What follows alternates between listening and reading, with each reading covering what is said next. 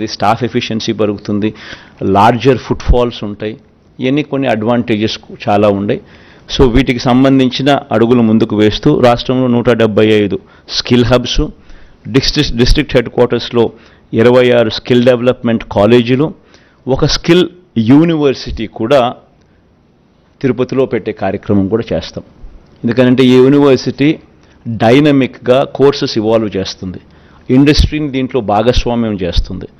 భాగస్వామ్యాలు చేసి ఇండస్ట్రీని కలుపుకుంటూ వారి రిక్వైర్మెంట్స్ను దీంట్లోకి తీసుకొస్తూ డైనమిక్గా కోర్సులను వీళ్ళందరికీ కూడా ఇంపార్ట్ చేస్తుంది.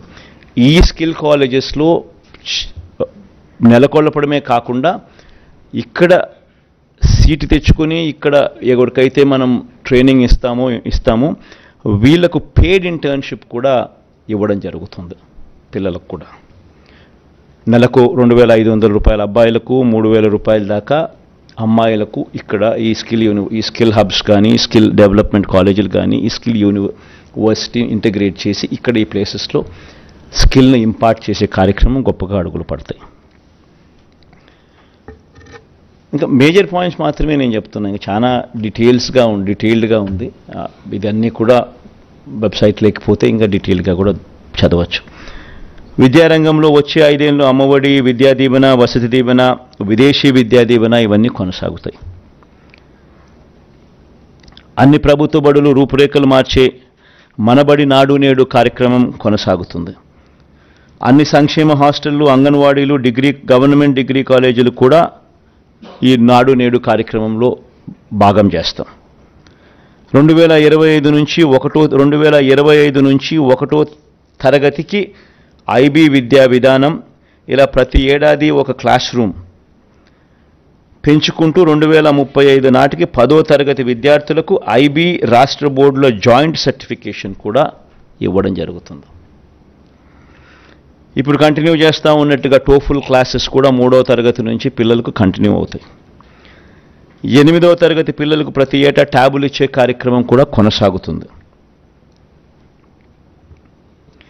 18 యూనివర్సిటీల్లో కోర్టు కేసుల్లో పెండింగ్లో ఉన్న 3,295 అధ్యాపకుల పోస్టుల భర్తీ చేసే ప్రక్రియ కోర్టు కేసులను అధిగమించి మొదలెట్టాం. ఇప్పటికే దీన్ని త్వరితగతిన పూర్తి కూడా చేస్తాం. ఆల్రెడీ జరుగుతూ ఉన్నాయి, పూర్తి కూడా చేస్తాం. డిజిటల్ ఎడ్యుకేషన్లో విద్యారంగాన్ని మరింత బలోపేతం కూడా చేస్తూ అడుగులు వేస్తాం. వ్యవసాయం గురించి ఇంతకు ముందే చెప్పాం, ముఖ్యమైన పాయింట్లు ఆల్రెడీ చెప్పడం జరిగింది. వైద్య రంగానికి సంబంధించి ఆరోగ్యశ్రీని ఈసారి నెక్స్ట్ రాబోయే ఈ 5 ఇయర్స్లో హెల్త్ని ఇంకా సీరియస్గా తీసుకుంటాం. ఇప్పటికే ఆరోగ్యశ్రీని 25 లక్షల దాకా విస్తరించినాం. ప్రొసీజర్స్ను 1,050 నుంచి 3,300 ప్రొసీజర్స్కు ఆల్రెడీ పెంచడం జరిగింది. నెట్వర్క్ హాస్పిటల్స్ కూడా నెంబర్ బాగా పెంచడం జరిగింది. ప్రివెంటివ్ కేర్లో ఎప్పుడు చూడని అడుగులు కూడా పడ్డాయి. విలేజ్ క్లినిక్లు గ్రామ స్థాయిలో తీసుకొని రావడం, ఫ్యామిలీ డాక్టర్ కార్యక్రమం అనుసంధానం చేయడం, ఆరోగ్య సురక్ష, ఆరోగ్య ఆసరా 2 కూడా ఉపయోగపడడం, ఇవన్నీ కూడా జరుగుతూ వచ్చాయి. ఇంకా ఎక్కువ ధ్యాస దీని మీద పెట్టడం జరుగుతుంది. ఆల్రెడీ చెప్పా మా వాళ్ళతో, ప్రొసీజర్లను ఈసారి ఇంకా పెంచాలి అని చెప్పడం జరిగింది. నియామకాలు, స్పెషలిస్ట్ డాక్టర్ల కొరత దేశంలో గవర్నమెంట్ హాస్పిటల్స్లో 61% స్పెషలిస్ట్ డాక్టర్ల కొరత ఉంటే మన రాష్ట్రంలో స్పెషలిస్ట్ డాక్టర్ల కొరత కేవలం 3.95%. 54,000 పోస్టులు రిక్రూట్మెంట్ జరిగింది ఒక హెల్త్ రంగంలో. ఈ అడుగులన్నీ కూడా వేగంగా అలాగే ముందుకు పడతాయి. ఇప్పటికే 17 కొత్త మెడికల్ కాలేజీలు కడతా ఉన్నాం. అందులో 5 కొత్త మెడికల్ కాలేజ్ ఇప్పటికే నిర్మాణం పూర్తి చేసి అడ్మిషన్స్ కూడా తీసుకుంటున్నారు. మిగిలిన 12 మెడికల్ కాలేజీలు కూడా వేగంగా పూర్తి చేసి అడుగులు ముందుకు పడతాయి.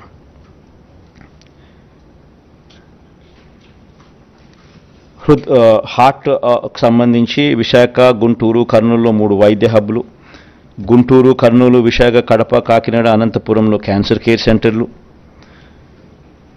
కొత్తగా 17 నర్సింగ్ కాలేజీలు, ఇవన్నీ కూడా అందుబాటులోకి వస్తాయి. ఎస్సీ ఎస్టీ సంక్షేమానికి సంబంధించి ఎస్సీలకు డీబీటీ ద్వారా ఈ 5 సంవత్సరాలలో ఇప్పటికే 45,412 కోట్ల రూపాయలు దేవుడి దయతో ఇవ్వగలిగాం. నాన్ డీబీటీ ద్వారా మరో 23,469 కోట్ల రూపాయలు ఇవ్వగలిగాం. ఎస్టీలకు డీబీటీ ద్వారా 5 ఏళ్లలో 13,389 కోట్లు ఇవ్వగలిగాం. నాన్ డీబీటీ ద్వారా మరో 5,963 కోట్ల రూపాయలు కూడా అందించగలిగాం. ఎప్పుడు జరగని విధంగా ఎస్టీలకు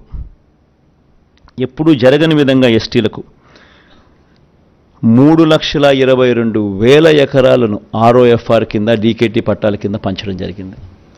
1,54,000 కుటుంబాలకు ఎస్టీలకు మంచి జరిగిస్తూ ఎస్సీలకు 3 కార్పొరేషన్లు ఇప్పటికే పెట్టడం జరిగింది. సపరేట్గా అసైన్డ్ భూములపై శాశ్వత హక్కులు కల్పించడం జరిగింది. 500 మంది గిరిజన జనాభా ఉన్న ప్రతి తాండాను, ప్రతి గూడెంను పంచాయతీగా వర్గీకరిస్తూ 165 గ్రామ పంచాయతీలు కొత్తగా ఏర్పాటు చేయడం కూడా జరిగింది. 200 యూనిట్ల వరకు ఉచిత కరెంటు కూడా ఈ ఎస్సీ ఎస్టీ కాలనీలలో ఇవ్వడం కూడా జరిగింది. గిరిజన ప్రాంతంలోని 497 సచివాలయాలు, అన్ని ఉద్యోగాలు ఆ స్థానికులకే ఇవ్వడం కూడా జరిగింది. ఇంకా ఇలా చెప్పుకుంటూ పోతే వీళ్ళకి కూడా ఎస్సీ ఎస్టీలకు కూడా చాలా చాలా చాలా కనిపిస్తాయి. ఇవన్నీ చెప్పుకుంటూ పోతే టైం ఇంకా ఎక్కువ అవుతుంది కాబట్టి ఇవన్నీ కూడా నెట్లో అవైలబుల్గా మేనిఫెస్టో డౌన్లోడ్ అయి ఉంటుంది, అందరికీ కూడా కనిపిస్తుంది. ఒక కొత్తది తీసుకొచ్చేది ఏమిటి అని అంటే, మొత్తం జనాభాలో కనీసం 50% దళితులు ఉండి ఆ దళితుల జనాభా 500కు పైగా ఉన్న ఆవాసాలను ప్రత్యేక పంచాయతీలుగా ఏర్పాటు చేస్తాం. దిస్ వన్ న్యూ థింగ్, కొత్తగా చేయబోతా ఉన్నాం. మొత్తం జనాభాలో కనీసం 50% దళితులు ఉండి దళితుల జనాభా 500కు పైగా ఉన్న ఆవాసాలను ప్రత్యేక పంచాయతీలుగా ఏర్పాటు చేస్తాం.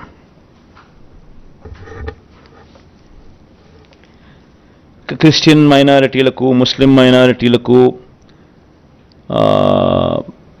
హిందూ దేవాలయాలకు ఇప్పుడు జరుగుతూ ఉన్నటువన్నీ కూడా కొనసాగుతాయి.